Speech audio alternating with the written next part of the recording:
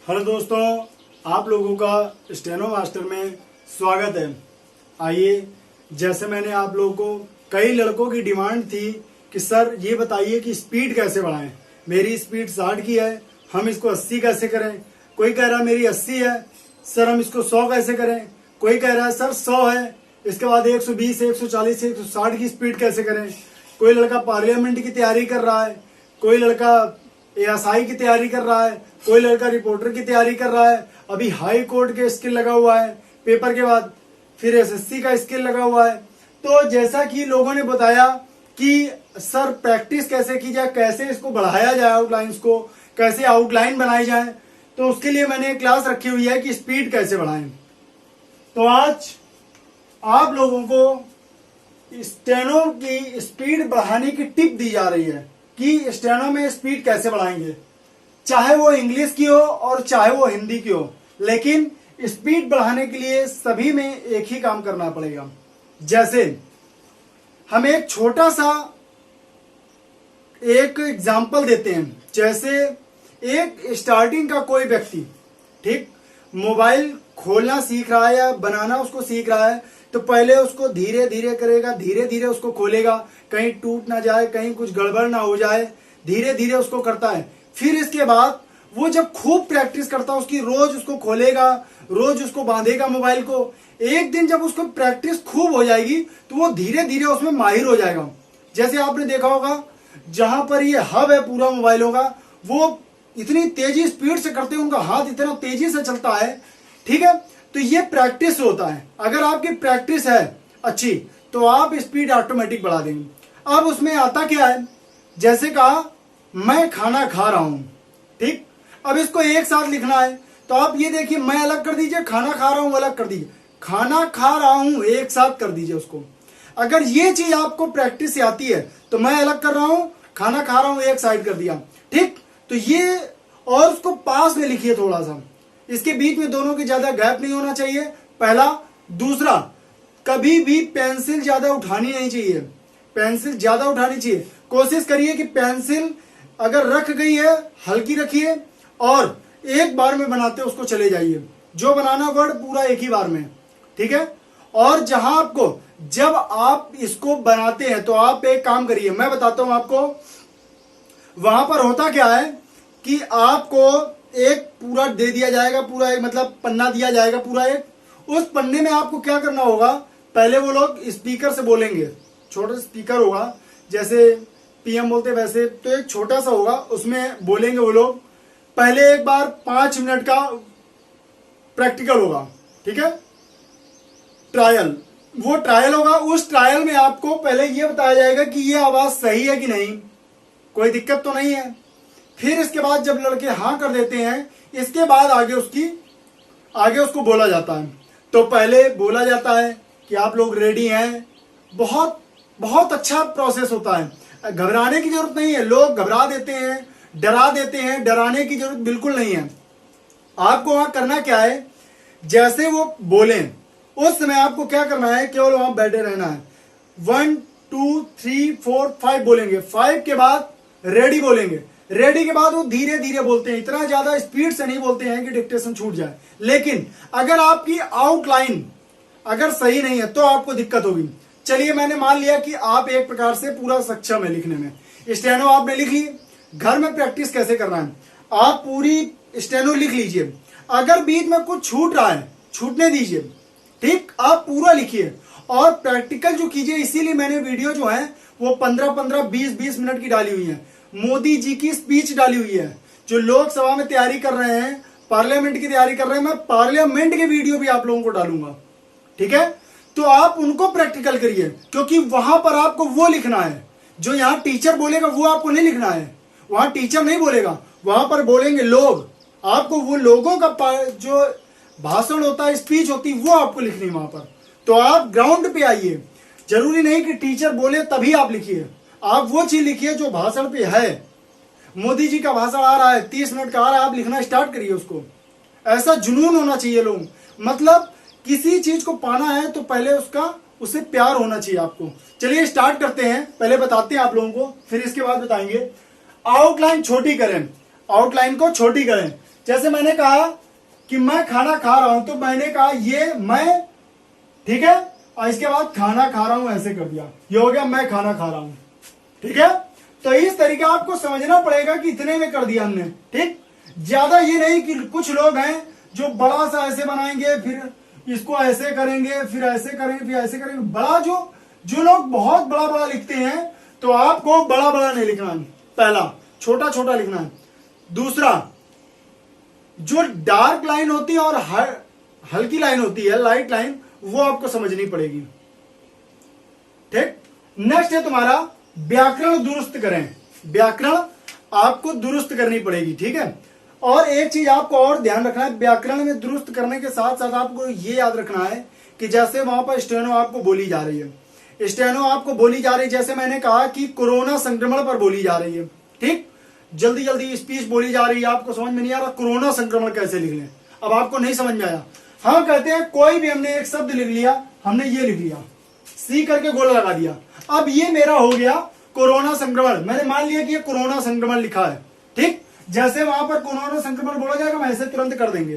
ठीक, जहां पर भी बोला जाएगा, इतना शब्द हम नहीं लिख पा रहे हैं, आगे की हमें स्पीच को कवर करना है, जल्दी से मैंने लिख दिया। अब कोरोना एक टॉपिक पर्टिकुलर होगा, उसी पर ही सब बोला जा रहा होगा। ठीक है, आप तुरंत क्या करेंगे, जहां पर कोरोना संक्रमण आएगा आप ये लिख देंगे। जैसे ही स्पीच खत्म हो जाती है, आप तुरंत इसको समझ जाएंगे कि कोरोना संक्रमण लिखा हुआ है, तुरंत आप यहां पर ऊपर लिख लेंगे कोरोना संक्रमण। कोरोना संक्रमण लिखने के बाद आप पूरी स्पीच को पढ़ेंगे एक तरफ से, आप हिंदी नहीं लिखेंगे, आप पूरा स्टेनो पढ़ेंगे। स्टेनो पढ़ने के बाद आप क्या करेंगे, जो आपको कठिन लग रहा है केवल उसके ऊपर लिखेंगे, बाकी आप वैसे ही छोड़ दीजिए, पूरा पढ़ते चले जाइए। जहां पर आपको दिक्कत है केवल उसके ऊपर लिखिए। इसके बाद आप कंप्यूटर में जाइए, कंप्यूटर में जाके आप टाइप कीजिए। बस आपकी उंगली कंप्यूटर पर होनी चाहिए, कीबोर्ड पर होनी चाहिए, और निगाहें आपकी स्टेनो पर होनी चाहिए, और टाइप करते चले जाइए, देखते पढ़ते चले जाइए, टाइप करते चाहिए। और टाइपिंग आपकी ऐसे होनी चाहिए कि आप इधर सोचे और इधर आपका टाइप हो जाए, इस तरीके होना चाहिए स्पीड। ठीक है, चलिए इस तरीके याद करते हैं। नेक्स्ट है, एक ही तरह की दो आउटलाइन ना बनाएं। एक ही तरह की दो आउटलाइन उस समय प्रयोग ना करें। अगर एक आउटलाइन आपको वहां पर बन गई है, तो दोबारा आउटलाइन वो प्रयोग उसमें ना करें, वरना आप वही चीज फिर से पढ़ जाएंगे। और अगर हल्की सी गलती हो गई, तो आप फिर पूरे मेथड को आप इधर उधर कर देंगे कहानी को। ठीक है, नेक्स्ट, एक पेज को दो पार्टों में विभाजित कर दें। जैसे मान लीजिए आपका पेज है, ठीक, ये आपकी लाइन है, ठीक, ये आपका पेज है। घर की बात बता रहा हूं, स्पीड कैसे बनानी है। ये आपका पेज है, आपने यहां से लाइन खींच ली बीच से। ये लाइन खींचने के बाद आपने यहां पहले लिखा पूरा, जब ये पूरा भर गया तो आपने यहां नेक्स्ट पेज चालू कर दिया। ये पेज नंबर 1 हो गया, पेज नंबर 2 हो गया। इस तरीके आप करेंगे। आपके पास स्टेनो की बुक नहीं है, तो सबसे बेहतरीन तरीका आपका ये है, आप घर के पेज जो है लाइन वाले, उसमें इस तरीके आप कर सकते हैं। ठीक है, नेक्स्ट, दो पार्ट में प्रैक्टिस करनी। ठीक है, आउटलाइन को रटे नहीं, समझने का प्रयास करें। जो वहां स्टोरी होती है उसको रटने की जरूरत नहीं है, आपने लिख दिया, अब उसको समझने का प्रयास करिए कि ये लिखा क्या है। जैसे मैंने कहा कि समझना चाहिए, तो ये लिखा समझना और ये लिखा चाहिए। ठीक, अब मुझे ये आ गया सम, और ये हो गया ज, ये चाहिए, और ना इधर ही होता है, तो समझना चाहिए, ये चाहिए का अर्थ है। तो समझना चाहिए होता है कि समझना चाहिए होता है, आपको ये समझना है, तो यहां पर होता है समझना चाहिए। तो जरूरी नहीं कि आप समझना में यहां पर ऐसे ही लगाएं, नहीं, हमने क्या किया, इसको समझना चाहिए। ठीक, एक ही में लिख दिया, मुझे समझना चाहिए, ऐसे लगा दो। ठीक, आप ये चीज में मुझे समझना चाहिए सब पूरा एक साथ हो गया। ठीक है, आप लोग को ये चीज समझना चाहिए, ऐसे मुझे समझना चाहिए हो गया, मुझे समझना चाहिए। ठीक, इस तरीके आप आउटलाइन बनाइए, खुद आप आउटलाइन बनाइए। कोई जरूरी नहीं आप टीचर के चक्कर में पड़े, आप खुद आउटलाइन बनाना सीखिए, खूब प्रैक्टिस कीजिए। आपको स्टेनो से प्यार होना चाहिए। ठीक है, स्पीच कोई मोदी जी की आ रही है या किसी की आ रही है, चलो प्रैक्टिस करते हैं। ठीक, मैं इतनी अच्छी अच्छी आउटलाइंस बना के देता हूं। आप लोग हमारे ग्रुप में Hindi short hand skill master करके है, आप वो ग्रुप में जाइए, आपको, या स्टेनो मास्टर है यूट्यूब पर उपलब्ध है आपके, तो उस पर जाइए, आपके इंस्टाग्राम, यूट्यूब और फेसबुक पर भी उपलब्ध है, तो आप वहां पर जाइए। आप मेरे जो ग्रुप है, वहां जो ग्रुप है मेरा, आप मेरे यूट्यूब चैनल पे जाइए। यूट्यूब चैनल में जाकर आप देखेंगे कि वहां पर मैंने नेताओं के भाषण तक लिखे हुए हैं। ठीक है, आप उन नेताओं की जो भाषण है, स्पीचेस हैं, वो आप लिखिए, फिर देखिए आपकी आउटलाइन होती क्यों नहीं है। आपको वही करना भी है वहां पर। आपको ये नहीं कि वहां पर बोला जाएगा कि आदरणीय महोदय क्या कर रहे हैं, इस तरह नहीं बोला जाएगा। वहां पर तो जो फ्लो उनको ही फॉलो करना है, तो क्यों ना हम सीधे उन्हीं को फॉलो करें, क्यों हम धीरे धीरे, अगर मेरी 100 के ऊपर की स्पीड है तो क्यों ना हम उनके दिए हुए भाषण को, स्पीचेस को हम सीधे लिखें, फिर उनकी आउटलाइन प्रैक्टिस करें। ठीक है, तो मेरे यूट्यूब में, मेरे जो यूट्यूब है चैनल है, उसमें आपको स्पीचेस स्किल अगर आपको अच्छी करनी है तो आप मेरे यूट्यूब चैनल पर आ सकते हैं, स्किल आपकी जबरदस्त हो जाएगी। ठीक है, चलिए स्टार्ट, नेक्स्ट बताते हैं। डिक्टेशन की स्टोरी को फील करें। डिक्टेशन की स्टोरी फील करने का मतलब हो गया कि जो डिक्टेशन आपको दी जा रही है उसको समझने का प्रयास किया, डिक्टेशन क्यों दी जा रही है, इसका पर्पस क्या है, मतलब किस, ये स्टोरी जो पूरी गढ़ी गई है किस पर गढ़ी गई है। अगर बहुत कठिन लग रहा है आपको तो उसका कोई डायरेक्शन बना लीजिए, जैसे मैंने सी वाला बताया था आपको। ठीक है, जो मेन है, कठिन शब्द दिया है, उसको आप इस तरीके बना लीजिए, लेकिन आपको जब स्टोरी पढ़ जाए तो तुरंत आप इसको लिख लीजिए। ठीक, ये चीज आप लोगों को ध्यान रखनी है। और डिक्टेशन को लिख कर पढ़ें। डिक्टेशन आप लिख लीजिए, डिक्टेशन को लिख कर खूब पढ़िए। हमारा जो ग्रुप है उसमें डिक्टेशन खूब लिखी जाती है, हम लड़कों खूब प्रैक्टिस कराते हैं। जितनी आप मेहनत करेंगे उससे जबरदस्त मेहनत हम करेंगे आपके लिए, बस आपको हमारा साथ देना होगा। मैं आप लोगों के साथ लाइव पढ़ाना चाहता हूं, ऑनलाइन लाइव, ताकि आप लोग हमसे जुड़ सके, हम आपसे कनेक्ट हो सकें। लेकिन प्रॉब्लम ये है कि मेरा एक चैनल है वो ब्लॉक हो चुका है, इसलिए मैंने नया चैनल बनाया हुआ है। तो अभी मुझे चैनल का एक मत है कि 1000 सब्सक्राइबर होने चाहिए। 1000 सब्सक्राइबर के बाद ही आप लाइव आ सकते हैं। तो ये मेरे साथ बच्चों प्रॉब्लम है। अगर आप लोग मेरी चीजों को थोड़ा सा अगर प्रमोट कर देंगे कि 1000 सब्सक्राइबर हो जाएंगे, तो मैं आपको दावे के साथ कहता हूं अच्छी अच्छी चीजें मैं आपको लाइव पढ़ाऊंगा, सीधे आउटलाइंस बनाना सीधे सिखाऊंगा आप लोगों को, स्किल आपको सीधे बोलूंगा, स्पीचेस आपको सीधे सीधे प्रोवाइड कराऊंगा। ठीक है, आप लोग प्रैक्टिस करेंगे और प्रैक्टिस करिए। और अगर आप मेरे ग्रुप में जुड़े हैं तो प्रैक्टिस करके आप तुरंत फोटो भेजिए, सर कहीं पर गलती तो नहीं है, बताइए, जुनून होना चाहिए। ठीक है, तो आप ये चीजें स्पीचेस को बढ़ाएंगे और खूब प्रैक्टिस करेंगे। कोई चीज है उसको जोड़ना सीखिए, जैसे इसको भी डाल देते हैं। जैसे मैंने कहा कि मुझे यह काम करना चाहिए, ठीक है, तो मुझे यह काम करना चाहिए। अब ये मैंने एक साथ लिख दिया, ठीक, मुझे अलग कर दिया, यह काम एक साथ करना चाहिए मैंने पूरा एक साथ लिख दिया। अब इसको आप समझिए, मैंने इसको एक साथ लिख दिया, यही होती है आउटलाइन।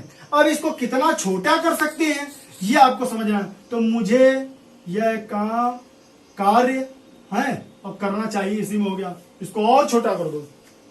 लेकिन आपको समझ में आना चाहिए कि हाँ इतना छोटा हम पढ़ लेंगे। ये तभी होगा जब आप प्रैक्टिकल करे होंगे कस के। प्रैक्टिकल अगर आपका अच्छा होगा तो आप ये स्पीच को बहुत अच्छे से निपटा पाएंगे।